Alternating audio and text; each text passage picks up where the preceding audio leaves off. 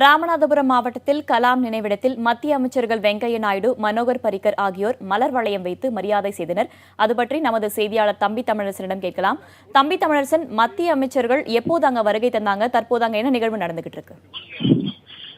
வேதவள்ளி, தற்போது ஒரு 5 நிமிடங்களுக்கு முன்பாக மத்திய அமைச்சர் வெங்கையா நாயுடு, மனோகர் பாரிக்கர் ஆகியோர் மகிழ்ந்து மூலமாக இங்கே கலாம் நினைவிடத்திற்கு வருகை தந்தனர்.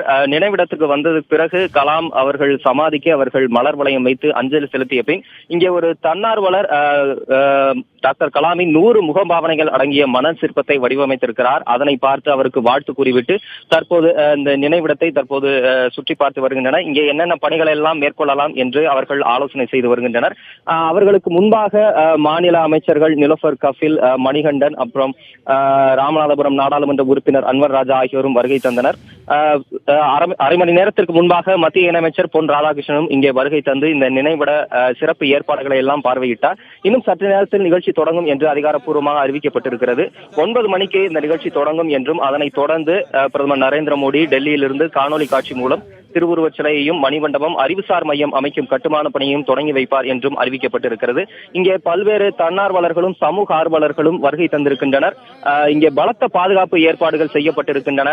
சமூக ஆர்வலர்களும் தன்னார்வலர்களும் தொடர் ஓட்டமாகவும் அஞ்சலி செலுத்தும் விதமாகவும் ஜோதி ஓட்டத்தையும் ஏந்தி இங்கே அவரது நினைவிடத்திற்கு அஞ்சலி செலுத்த வருகை தந்து கொண்டிருக்கின்றனர். மத்திய அமைச்சர்கள், மாநில அமைச்சர்கள் உட்பட பல்வேறு முக்கிய பிரமுகர்கள் பங்கேற்பதால் இங்கே பலத்த பாதுகாப்பு ஏற்பாடுகள் செய்யப்பட்டுக் கொண்டிருக்கின்றன. தற்போது மத்திய அமைச்சர்களும் மாநில அமைச்சர்களும் கலாம் நினைவிடம் அமைந்திருக்கும் இந்த இடத்தை சுற்றி பார்த்து வருகின்றனர். 9 மணி அளவில் இந்த நிகழ்வு தொடங்கும் என்று அறிவிக்கப்பட்டிருக்கிறது. வேதவள்ளி. தம்பி தமிழரசன், மத்திய அமைச்சர்களுடைய அடுத்த கட்ட திட்டம் என்னவாக இருக்கும்?